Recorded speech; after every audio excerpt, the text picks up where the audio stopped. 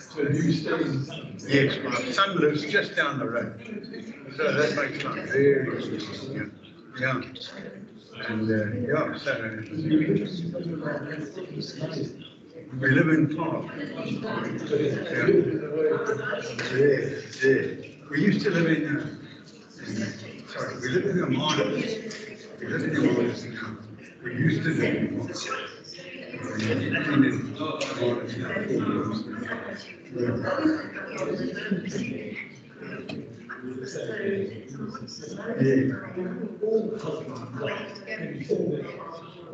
I don't know. And that seat with the green, that was broken. So it made us sit very close to the other.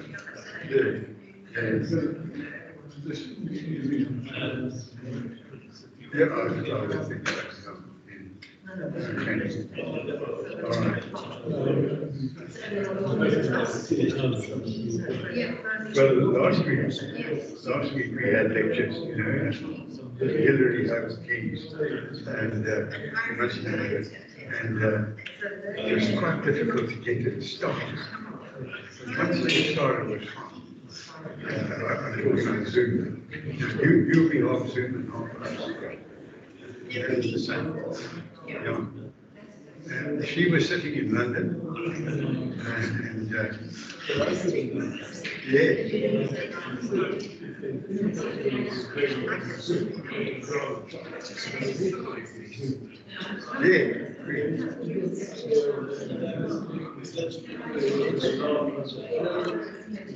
Hillary said, "Are you all listening to me? Are you there? Are you?" So, yeah, you don't know. So she felt quite disconnected.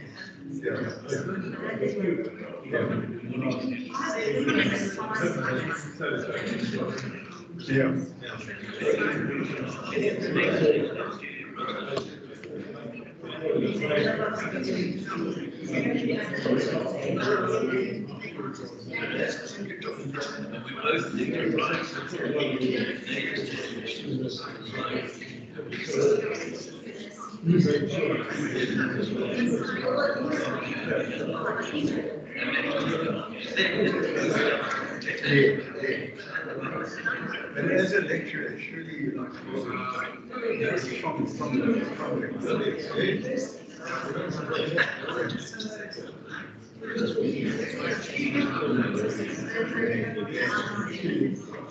the lady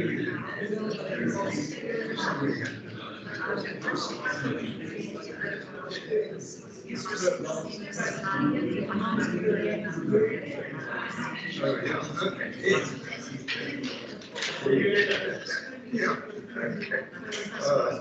Very well, so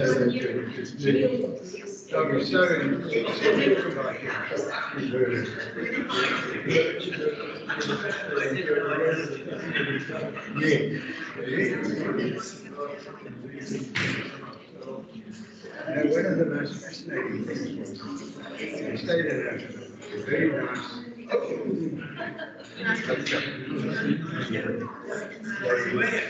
they asked the driver quite fascinated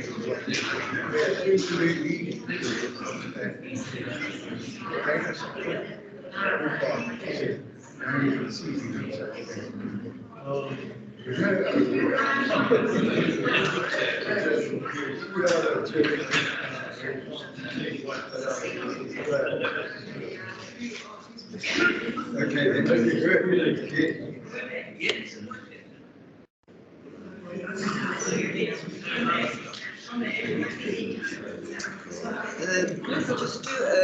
Just to question how we just go over that. So what we do, they'll try and come back. What we normally, what we've done so far is first we take questions from the floor, and then take the questions in chat, which actually, once your lecture is complete, Ashley, will you bring up the once this professor's lecture is finished, will you bring up the questions on the chat here? Oh, yeah, okay. So what we'll do is, if I'm not here, do you mind reading the questions out on your own because you can see it right here, or do you want actually to read it out? No, I'll read them out as I remember, but I told that he was to remind me to read out. Oh, yes. Yeah. So, because there's a lot of people here, they will probably, what we normally do is but now there might be quite a few, so we might have to stop here. Give people a chance on the chat. Yeah, I'll come up as soon as they're done with the presentation. I'm happy for us to control. Yeah, okay. So I'm going to stop. Okay. Actually, this is fine. This is fine. This is Got good. it. Are you got it? So you're going to be reading from the notes and then you want to go No, that's fine. I'm not worried about that. I just didn't want to be very lucky. What I'm asking is, you obviously going to be, are you going to? I'm going to do it. I'm happy to do Okay.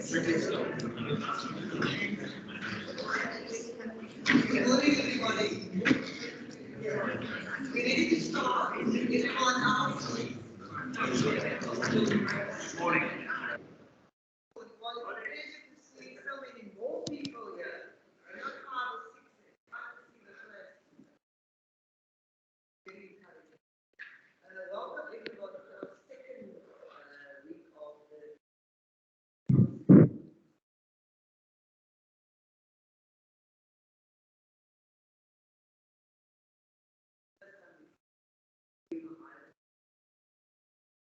my pleasure and honor this year to welcome you in person. Professor Chris Danziger has been a lecturer at some school of art began. Danziger has always very much a part. You are an undergraduate.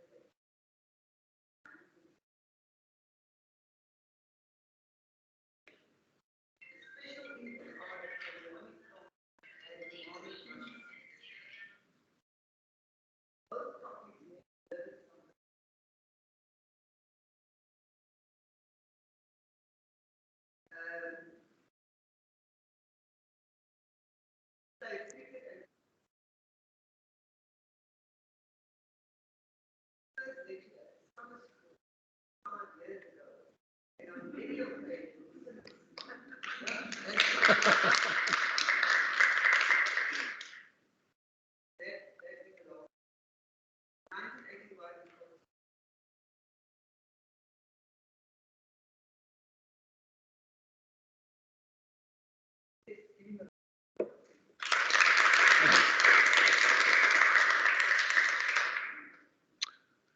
Thank you very much, Zuleika. Can everyone hear me? Good, okay. Well, as Zuleika said, it's just wonderful to see a live audience. You know, from the point of view of lecturers, you know, this Zooming, of course, reaches a lot of people all over the world, but it's very unsatisfying because you've no idea whether anyone's actually listening or whether nobody laughs at your jokes if you're trying to make them. Nobody really sort of reacts at all. So it's lovely to see real human beings in front of me. Thank you very much for being here. This course was originally designed to be taught a year ago. And the point was that it would have coincided with the 200th anniversary of Napoleon's death on St. Helena in 1821. Well, of course, we couldn't have the lecture, the course last year. So instead of being 5 months early, we're now 7 months late, but that's still in the same calendar year. And as you may know, of course, 3 times more books have been written about Napoleon than about any historical character who's ever lived. In fact, 1 book has been written for every day since his death. And we're not talking about obsessions of the distant past. These books are going on being written, at least 60 books. If you look up Amazon, And if you look up Napoleon, you'll see that there are 60 books waiting publication. And all this has promoted an endless evaluation of Napoleon's life. And it's fair to say that every aspect of his reputation has had its ebbs and flows. And what was once thought to be unassailable now emerges as an Achilles heel. And it could be proposed that this story has two starting points. One is the island of Corsica, and the other is the French Revolution. I'll come back to that point later. For the moment, let's focus on the Mediterranean island of Corsica. Have any of you been there? Oh, excellent. Corsica has a surface area of about 8.5 square kilometers, 8.5 thousand square kilometers, and today a population of about 330,000, but actually far more Corsicans live off the island than on it. It's one of those places where people have to leave in order to get employment or preferment. And in the 18th century, it would have had less than half that number. And in the 18th century, Corsica was sunk in poverty, ravaged by pirates, virtually no education available on the island, virtually no attempts to maintain law and order. And for the previous 500 years, it had been ruled by the Republic of Genoa, which doesn't feature on the map, but it's just to the east of Nice, as you can see there. For many centuries, the Corsicans had been reasonably content with Genoese rule, but by the 18th century, it had become corrupt and ineffective.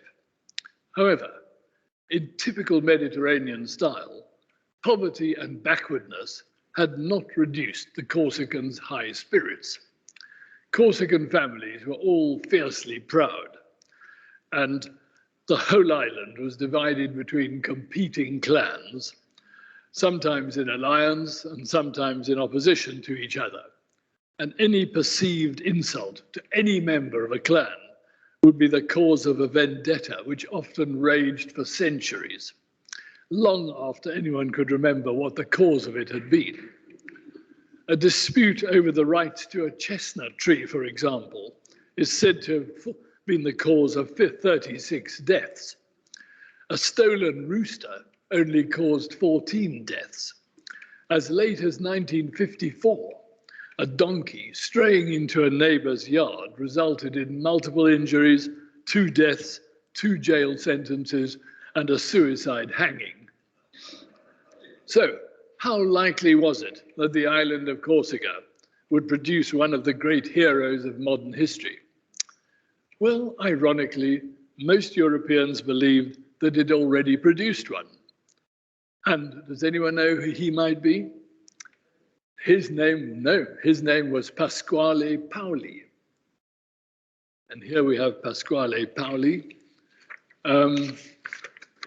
He became the leader of a movement designed to win Corsican independence from Genoa. And in 1755, he was elected president of the self-governing Republic of Corsica. He drew up a constitution for Corsica, which 20 years later became one of the models for the founding fathers of the United States of America. When in 1768, the Genoese sold their claim over Corsica to the French, and in fact, Napoleon was born the following year, so had he been born a year earlier, he would have been born Genoese rather than French.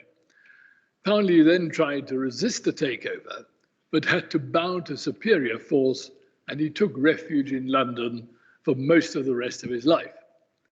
However, his liberalism and his stand against foreign occupation earned him a worldwide reputation. In 1768, the New York Journal described Paoli as the greatest man on earth. There are at least 8 towns in the United States named after him. Here's one. And James Boswell first made his reputation not with his biography of Dr. Johnson, but with a biography of Pasquale Paoli. And when he was expelled from Corsica, his journey to England was like a triumphal procession. King George III himself guaranteed Pauli a handsome pension for life, not expecting him, I suspect, to live for another 35 years. And when he was buried, can you think where that might be? Westminster Abbey, no less. So, most people believed that Corsica had already had its taste of greatness. But the great hero Pauli has disappeared into the mists of history. Very few people, other than you and me, know his name. However, in 1764, at the height of his career, Pauli appointed as his secretary and personal assistant an 18-year-old called Carlo Buonaparte. And at the age of 20, Carlo was sent to Rome for 2 years as the official Corsican delegate to the court of Pope Clement XIII. Now, Carlo wasted most of his life, but his 2 years in Italy he put to very good uses. One was to become a doctor in laws from the prestigious and world-famous University of Pisa. Carlo's other triumph was to have his claim to nobility acknowledged by the Archbishop of Pisa in 1769 and confirmed by the Grand Duke of Tuscany 2 years later. And normally, a claim of that kind meant proving that all 4 of your grandparents had some kind of noble birth. And I think one of the ancestors who he claimed was the Colonna family, who many of you will know have Capetonian connections. And going forward 40 years to the almost unimaginable moment when Carlo's son married the daughter of the Holy Roman Emperor, the Emperor Francis said, "If I was not convinced that Napoleon's family was every bit as ancient as my own, I would not consider giving him my daughter's hand in marriage." Well, of course, he was making the best of a bad job, but it's interesting that that's how he put it. Carlo made another very good career move shortly after Pauli's defeat, when he changed sides and became a fervent supporter of the new French government. He was appointed to various Corsican offices and eventually became the Corsican representative to the court of Louis XVI. Now, what riches these offices offered Carlo, he frittered away. He had a gambling addiction. He spent a fortune also on private lawsuits, trying to establish a legal claim to some properties which his family had disputed for centuries, a bit like the famous case in Bleak House. When he died in 1784 of cancer of the stomach, he left not a penny behind.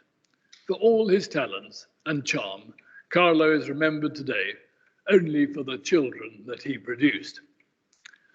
At the age of 17, Carlo married a beautiful 14-year-old girl from the same social class as himself, a family with a distant claim to minor nobility. And here she is, like many women of her time. Letizia Ramolino had no formal education and could barely read or write. In addition to being the heiress to her family's modest property, all of which Carlo frittered away, she brought Carlo a dowry of 7,000 Genoese crowns. Whereas Carlo was spendthrift and extravagant, Letitia was miserly. Whereas Carlo was a self-indulgent and hedonist, Letitia was self-denying and puritanical. Whereas Carlo was weak-willed, Letitia was rigorously self-disciplined. Napoleon never stinted in acknowledging the debt he owed to this formidable woman. On St. Helena, he said, "To the manner in which she formed me at an early age, I principally owe my subsequent elevation." My opinion is that the conduct of a child depends entirely on the mother. He described her as strict but tender. The same thing, of course, was said by Hitler, by Lenin, Franklin Roosevelt, Barack Obama, etc. Letitia gave birth to her second child, Napoleone, in 1769. No one knows why Carlo and Letitia hit on this very unusual name. It was said to have been a traditional Corsican name, but almost no other instances of its use survive. There's still no consensus on what it means. However, whatever the answer, I think it was just one of the amazing strokes of luck which Napoleon enjoyed all his life. Advertisers pay fortunes to achieve a brand name like that. If he'd been christened Carlo or Tommaso, we would be forever asking Carlo who or which Tommaso, but with Napoleon, the name is enough. We know who we are talking about. Someone else who had the same amazing stroke of good fortune, for example, was Elvis. No one says Elvis who, we all know who we're talking about. After Napoleone, there were 9 more births, of whom 6 survived to adulthood, and the last sibling, Jerome, was born only a few months before his father's death in 1784. Now, some people, including the ones who've been to Corsica, have visited the Casa Buonaparte in Ajaccio, which is a substantial 3-storied mansion, and have concluded that Napoleon had a reasonably privileged start in life. However, Carlo's family, a family of 10, that is, of course, occupied only the middle floor. On the ground floor lived Carlo's mother and uncle. On the top floor lived an assortment of cousins. Carlo had running feuds with most of them. One of them emptied a chamber pot over Letitia's washing, and Carlo successfully took her to court. The case dragged on for 84 years. The incident of the chamber pot was never forgotten or forgiven. So, an ineffectual father, a permanent fight against financial ruin, ongoing feuds with relatives and neighbors. It all sounds like a recipe for disaster. Yet Napoleon remembered his childhood as a happy, even idyllic one. However, little though one might have expected it at the time, the story of the Buonapartes in Corsica is almost over. But as the saying goes, you could take the Bonapartes out of Corsica, but you couldn't take Corsica out of the Bonapartes. They retained their Mediterranean island mentality for generations to come. Napoleon later often spoke disparagingly of his home island, but there was nothing to which he remained more faithful for the rest of his life. There's plenty of evidence, for example, to suggest that Napoleon had little respect for the ability of his siblings, but when he needed support, they were the first people to whom he turned. The separation of the Buonapartes and Corsica really began when Carlo managed to get a place at the military academy in Brienne, near Paris, for his son. And interestingly, at the age of 9, he first had to go to a religious school to learn French, which some people say he never totally mastered. After qualifying at the academy, he went on to the prestigious École Militaire in Paris, where he graduated at the age of 17, and he was commissioned as an artillery officer. There was one last episode in the history of the Bonapartes in Corsica. In 1789, as we will explore more fully in a moment, the whole world turned upside down with the outbreak of the French Revolution. Everywhere in France, it created complicated conflicts of loyalty. In Corsica, the situation was even more complex. At its outbreak, Napoleon returned to Corsica and immediately threw himself wholeheartedly behind the revolution. Paoli also returned to Corsica from London and tried to use the revolution as another bid to win independence for Corsica.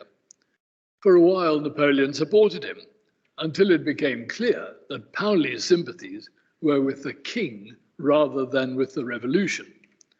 Napoleon broke with Paoli, and Napoleon and all the Bonapartes had to flee from Corsica and take refuge in revolutionary France. It might well have been the last we ever heard of Napoleon and the Bonaparte clan. And there's a very good book by the novelist R.M. Delderfield about Napoleon's siblings, which he significantly calls the Golden Millstones. And he took this moment when they'd fled to France as his starting point. Carlo had now been dead for 9 years. Letitia and her 6 youngest children had to take lodgings in 2 rooms on the 4th floor of a disgraced aristocrat's house in Marseille. It had no furniture, and Letitia had to join the daily queue for soup at the municipal soup kitchen. All that they had to live on was a tiny allowance paid by the Republic to Corsicans who had suffered because of their support for the revolution. The only one of the family who was then in employment was Napoleon on the half pay of a lieutenant gunner. His elder brother Joseph and younger brother Lucien mooched around looking unsuccessfully for work. Their situation was far from unique. All over France, families were desperately trying to survive similar predicaments. Sometimes the Bonapartes gathered together around an almost threadbare dinner table. You would have had to have been a lunatic clairvoyant to predict that amongst those gathered round the table, in a little over 10 years' time, there would be one emperor, 3 kings, 1 queen, and 2 princesses. But of course, that was the case. So to find out how this remarkable transformation took place, we have to go to the other starting point of the story, and that is the French Revolution. Now, that's a very complicated historical topic, about which many of you will already know quite a great deal. In many people's minds, the French Revolution is associated with episodes of gratuitous violence and brutality, so it's worth stressing that the revolution began in a very orderly way, with a decision to summon the French Parliament, or the Estates General as it was known. And why that was a decision of critical significance was because Parliament had not been summoned for 175 years. No one even knew the mechanics of how to summon a Parliament. And Louis XVI, who was the king who had to face this crisis, why he and his ministers decided to summon Parliament was not because of any generous feeling that some democratic concessions were overdue, but because the government was absolutely bankrupt. Was that because France was the poorest country in Europe? Just the reverse. The irony was that France was certainly the richest country in Europe. It was just that the government couldn't get its hands on that money. The treasury was empty, and they'd exhausted every possible means of raising money. And the one privilege which Parliament had was that no new taxes could be imposed without its permission. That was the case in most European countries, and of course, even as far away as America, where you may remember the colonists chanted, "No taxation without representation." So on the 5th of May, 1789, in Versailles, the great royal town 20 kilometers west of Paris, the Estates General met for the first time since 1614. Naturally, it aroused an enormous amount of excited expectation. After it met, there was a period of 2 months of rising tension, while a struggle took place to decide who would control the Estates General. Would it be, as had been the case in the past, the nobility and the clergy? But this time, people were not going to allow the prize to slip from their grasp. In a disused tennis court, and this is real tennis, you know the game of real tennis, which is played sort of inside, not dissimilar to a squash court. In a disused tennis court, The third estate, that is the people, declared that they were the National Assembly, and they took an oath that they would not disband until they'd given France a written constitution. The king and the other two estates eventually had no option but to concede to their demands. It was a huge and significant victory for the people over the holders of privilege. Then came news that the king was planning a counterattack. That led to possibly the most emblematic moment of the whole revolution, the storming of the Bastille. In practical terms, it was totally meaningless. As you perhaps know, when they stormed this sort of bastion of cruelty, they found 7 prisoners inside, of whom 4 were debtors, 2 were sex offenders, and 1 was a lunatic. So, they hardly liberated the voice of the people, but as a symbolic gesture, it was vital. And that in turn triggered off a wave of lawlessness in the French countryside. Soon the aristocrats and the French clergy, in a blind panic, signed away all their feudal privileges and exemptions. They agreed to equality before the law, equality of taxation, equality of opportunity, the abolition of all feudal privileges, an end to buying official positions, freedom of worship, and an end to clergy holding more than one office.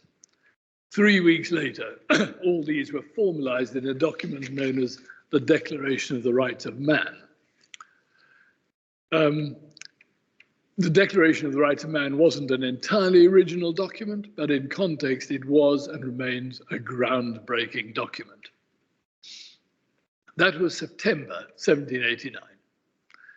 Revolutionary activity had been ongoing for about 4 months. What historians call the French Revolutionary period had another 10 years to run.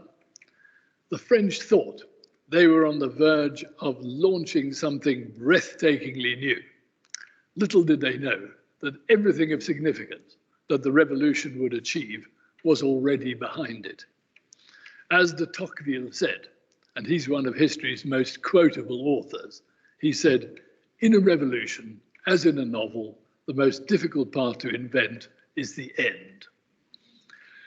The revolution began to be distracted from its core mission, although it never totally lost sight of it. The king was forced to abandon Versailles, and he became a prisoner of the revolution in Paris. He tried to break out of that imprisonment. This is a great story. We don't have time for it now. He tried to break out of that imprisonment and thereby revealed himself to be an enemy of the revolution. His punishment was to lose his head. Here he is losing his head. A collective shudder of horror convulsed Europe. Other countries, some of whom had initially had sympathies for the revolution, now feared that their own people might take the law similarly into their own hands. They signed a declaration of war against the French. The French responded in a fashion of which Jean Cocteau would have approved. You remember he said, there's only one thing to do when you've gone too far, and that's to go further. They did not just sign a counter-declaration of war, but they issued the Edict of Fraternity, offering their help and support to people anywhere who wished to throw off the tyranny of their governments. So the result was that overnight, the French found themselves at war with the whole continent. Inevitably, they were forced to resort to extreme measures to wage that war successfully. One of those was to force the population into greater efforts by a reign of terror. Now, the terror only lasted 9 months, but it colored the reputation of the revolution for all time. During those 9 months, affairs fell under the control of extremists who believed that the revolution would not be safe until it had been purged of all its impure elements. And its most chilling advocate, Maximilien Robespierre, summed up this attitude by saying, "Pity is treason." Very pithy, in the French style. For many people today, the revolution is all about the guillotining of innocent women, mistaken victims, and defenseless priests. However, we need to avoid the impression that the revolution was an ineffectual and self-indulgent bloodbath. As Charles Dickens said, writing 60 years later, it was the best of times, it was the worst of times. Those are the opening lines of A Tale of Two Cities. Side by side with the violence and the nihilism sat a utopian idealism, which was probably unique in the history of the world. It was typical of the revolution that it began not by abolishing all titles, but by giving everyone a new one, citoyen or citizen. Next, they reorganized France's long-established provinces, such as Normandy, Brittany, and Provence, into 84 departments of roughly equal size with naturalistic names like Loire Maritime or Haute-Pyrénées, etc. Each department was divided into canton, each canton into communes, creating a sort of grid system. And interestingly, what was intended to devolve power ended up as one of the most effective means of centralizing it. And today, France is one of the most centralized systems of government in the world.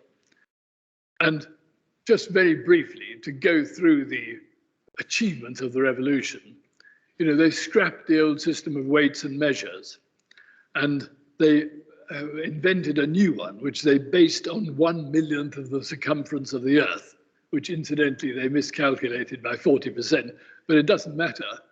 They simply called it a measure or a meter. And if you cubed 1/10 of a meter, it could hold a liter of water. And a liter of water had a mass of 1 kilogram. It was so elegant, so simple, and so logical that it's been universally adopted ever since, except in backward countries like Britain and the United States. Then they turned their attention to the calendar. The Gregorian calendar was not only illogical, but objectionable with its clerical and monarchical associations. The revolutionaries had no patience with a calendar which called its 9th month September and its 10th month October. So in its place came a much more logical division of the year into 12 months of 30 days, each divided into 3 weeks of 10 days and 6 so-called complementary days added between the 7th and the 23rd of September. Incidentally, that was a very unpopular new calendar because it meant that you only got 1 day of rest every 10 days instead of every 7. And they gave the new months logical names derived from nature, like Brumaire, which is the foggy month, or Thermidor, the hot month, or Fructidor, the fruit-bearing month.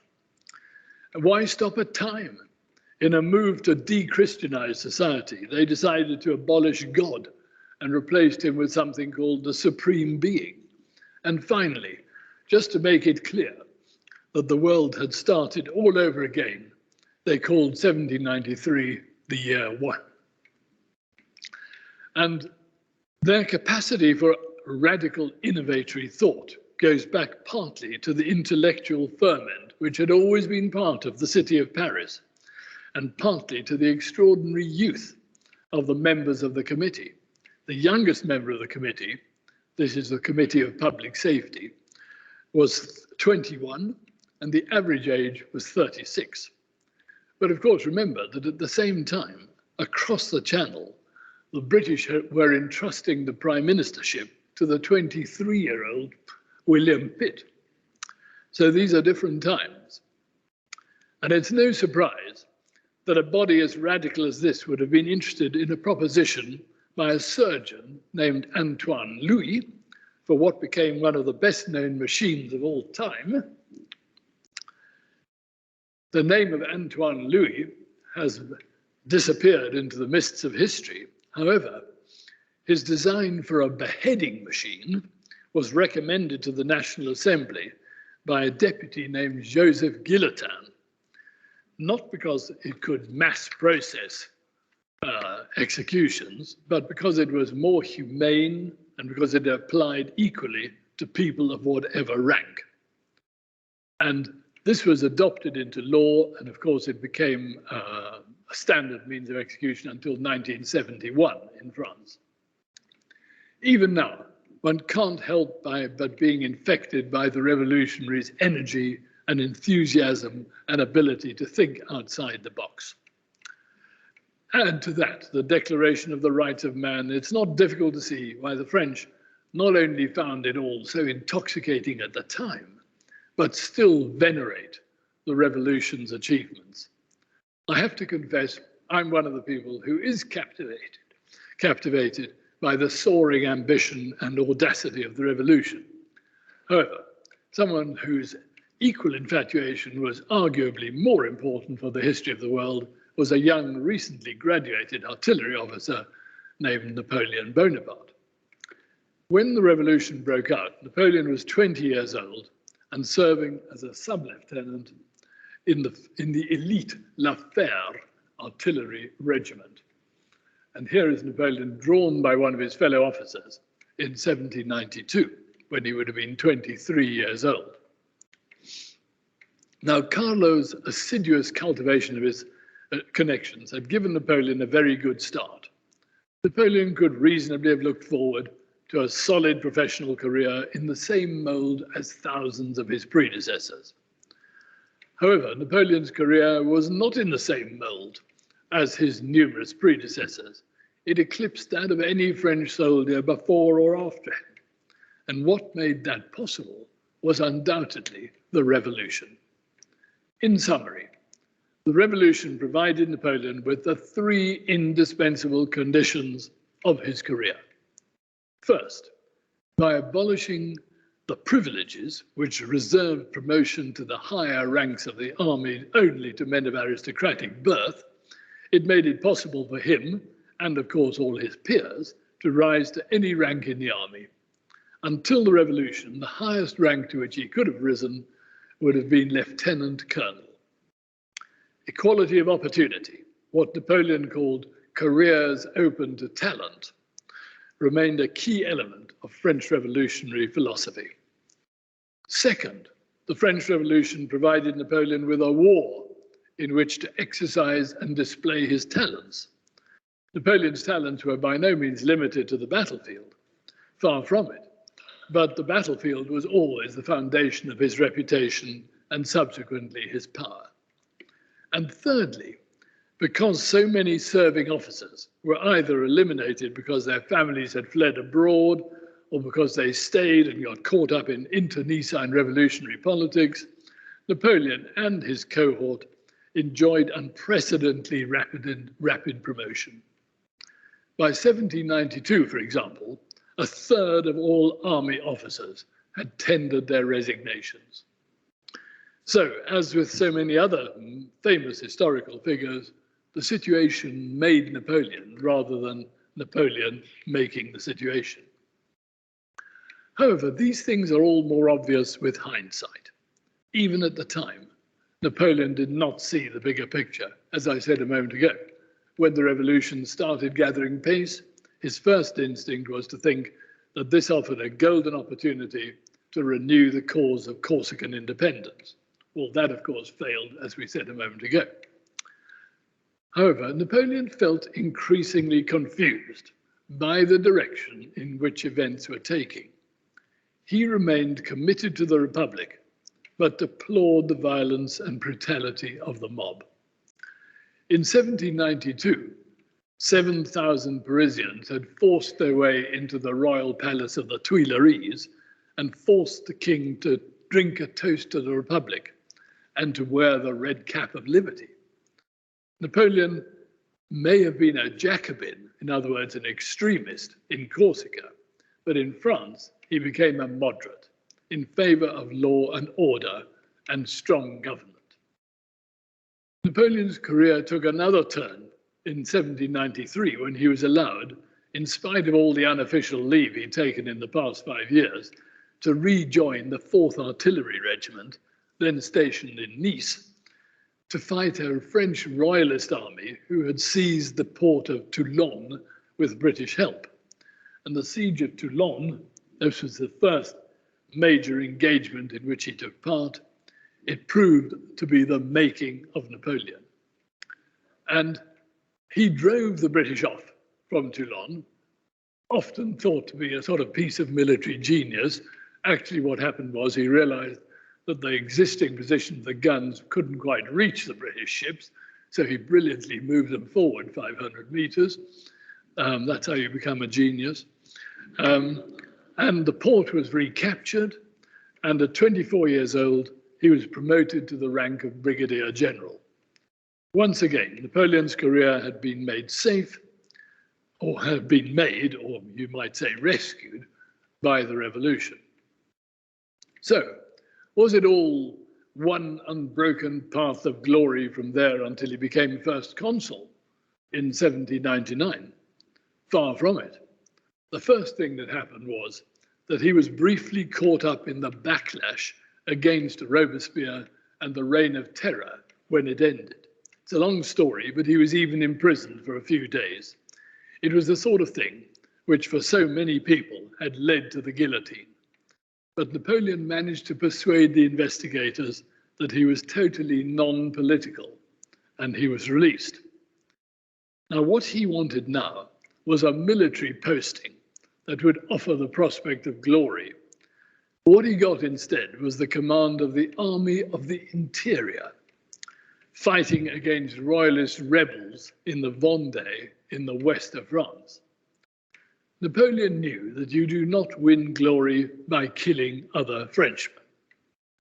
So he simply absented himself from his army, claiming sick leave and other excuses, and I'm amazed that once again he could get away with it, and hung around Paris, hoping that something better would turn up. And of course, it did. In 1795, there was a popular rising in Paris, partly fueled by royalist sentiments and partly by economic conditions. And in October, about 20,000 rebels marched on the National Assembly, in other words, the House of Parliament. The Assembly panicked and decided that the rising had to be repelled by force. Was there perhaps an expert artillery officer on hand who could inflict maximum damage with minimum resources? Well, as it happened, there was.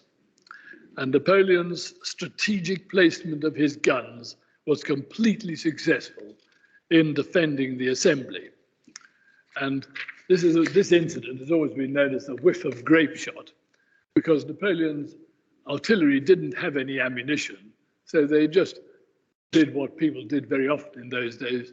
They shoved into the cannon's mouth anything that you could project: stones, knives, forks, nails, what? As it's known, it's often known as a whiff of grape shot, which incidentally was a term invented by Thomas Carlyle in 1837. And it accounted for, it brought the situation under control, and it accounted for about 400 fatalities. And as Napoleon promised or anticipated, it brought him popular odium rather than acclaim, but it also earned him the gratitude of the 500 most influential people in France, the deputies of the National Assembly. Once again, the revolution had provided Napoleon with an essential stepping stone on his career. His career may have stalled after Toulon, that was the earlier incident, but the whiff of grape shot gave it a turbo boost. The days of financial hardship were now behind him. No longer did he need to wrap his payments inside a note to conceal how small they were. He moved into expensive accommodation. He had earned a national reputation. Even more important, he was now given the command he had craved of the Army of Italy. What he did with that command earned him an international reputation. That is the subject of tomorrow's lecture. But after Italy, what could be done with a superstar like Napoleon? He was temperamentally unsuited to wait for fate to deliver something into his lap. He even contemplated taking an appointment with the Turkish army just in order to see action somewhere. The government, now called a directory, didn't want him hanging about either, possibly the focus or the figurehead of some political rebellion.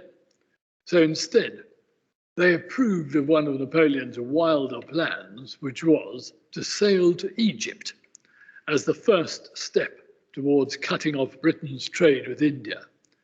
By most standards, the Egyptian campaign was a total failure. History has converted it into a heroic Napoleonic triumph. Napoleon returned 9 months later from Egypt as a hero. His army returned 3 years later as prisoners of war. However, what the directors had feared now became reality. Napoleon cleverly allowed a group of conspirators to believe that he would be a figurehead behind which they could reshape the French Republic. At the last moment, the conspirators discovered that the puppet was manipulating the strings. They disappeared into the mists of history, as Lenin said, into the dustbin of history, while Napoleon became first consul, then consul for life, and finally emperor. The revolutionary firebrand of 1789 had become the custodian of law and order of 1799. Napoleon may have been a child of the revolution, but he had no intention of being shackled by it. That is the story we will follow up in the next few days. Right, I'm now happy to answer questions. If there are any questions here, and Ashley will forward any to me that come from the online audience.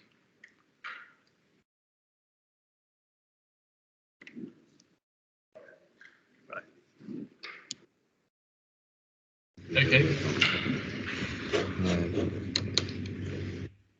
Yes.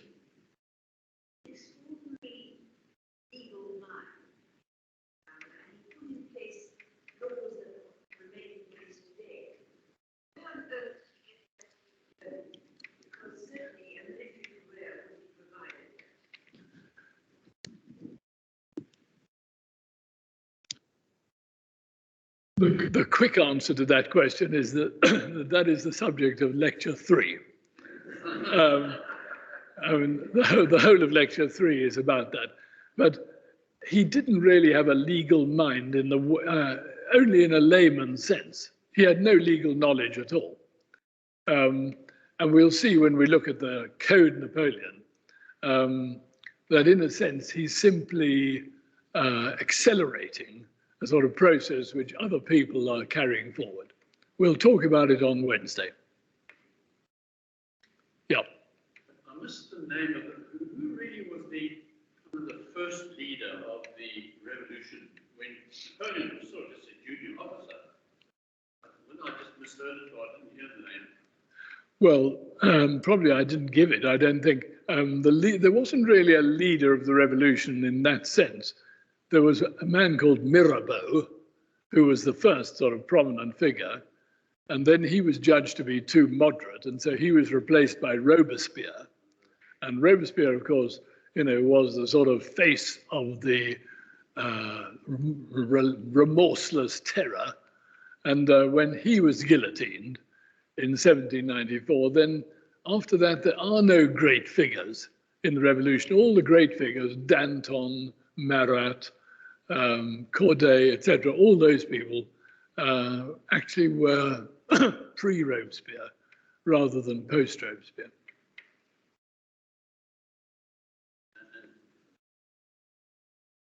Okay, right, okay. Oh, okay, I'll try again.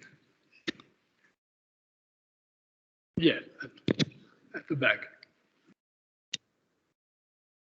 In which way the Egyptian campaign was, in a military sense, a failure, although a huge success in terms of igniting an interest in Egyptology.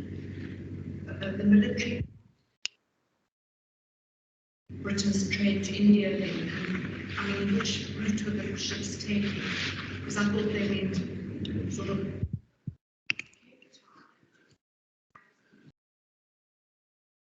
The question I've been asked, I have to repeat it for the sake of the online audience. The question I've been asked is, in what sense was the Egyptian campaign a failure? And the answer is that, of course, he defeated the army that he met in Egypt very successfully. But even before, actually more or less as he was doing it, Nelson destroyed the French fleet and thereby meant that the French army was unable to return to France. And so his army was really sort of marooned in Egypt. I mean, the idea was that he was going to use Egypt as a stepping stone to India. I mean, you're quite right that the shipping went round the Cape. But of course, Alexander, his great hero, had gone all the way to the Indus. And that was what Napoleon had originally thought he might do. But of course, he didn't. And, British shipping to India was totally unaffected, by the campaign. And of course, as I said, his army returned as prisoners of war 3 years later, without having achieved any kind of strategic goals at all.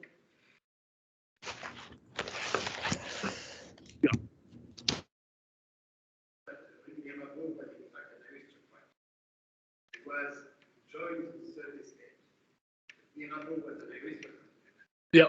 Yeah.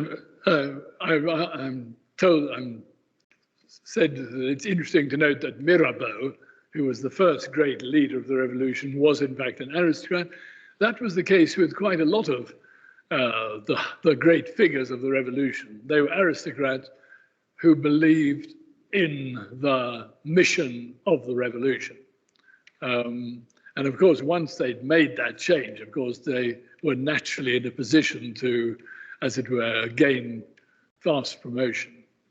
But he was indeed an aristocrat.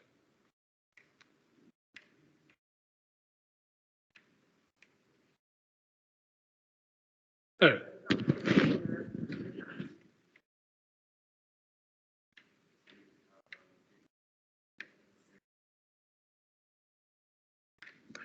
Right, so the question is, did Napoleon have any sense of fate or religious persuasion? And that's a very interesting question because Napoleon himself desperately believed in fate. That was one of his strongest beliefs all his life. And he always said that his star, as it were, would take care of him. And for instance, a classic example was when he himself decided to leave Egypt and leave his army behind. And of course, the British fleet were blockading Alexandria, the port of Alexandria. And so in order to get out of Egypt, he had to break that blockade.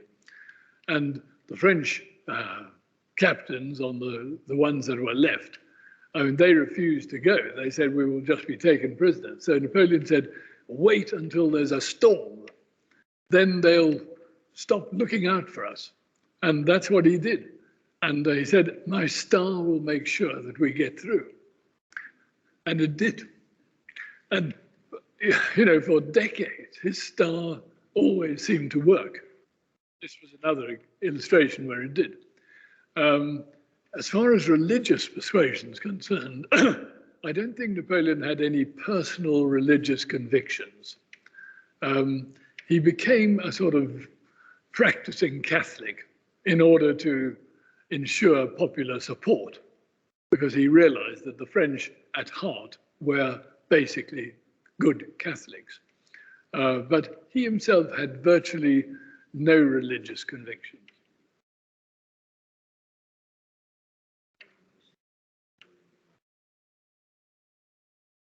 Napoleon's mother, I don't think he had.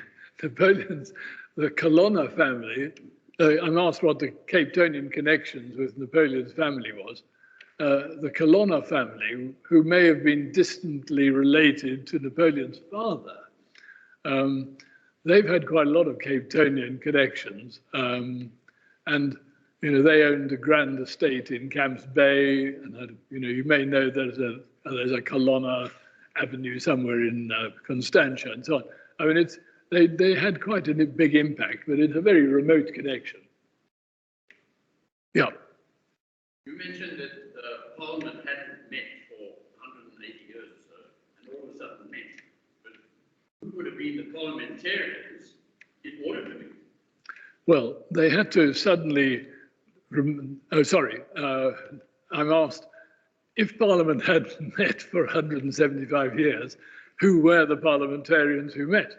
Well, they did delve through the records and they found some sort of procedures for electing members of Parliament. But they would have elected 300 members to the House of the Aristocrats, 300 members to the House of Clergy, and 600 members to the Third Estate. And they would have been elected on a sort of male suffrage, certainly no women voters. And they might have been done by, I think they would have been done by regional representation, but exactly how, I'm not sure. But there was enough archive material left for them to, as it were, establish how to elect a member for Parliament. And those were the people who came, but they were, people with no political experience at all. The ones, I think they campaigned for election, and the members of the Third Estate who met, for instance, in the tennis court, they were all people with a, with a serious political ambition.